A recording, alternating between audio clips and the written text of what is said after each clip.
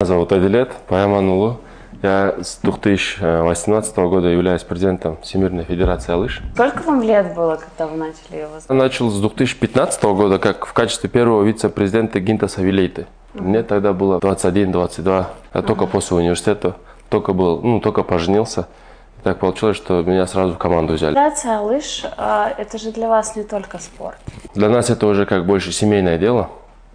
Так как мой отец боролся, до моего отца и деды, прадеды все боролись. Сейчас мы получили международное признание.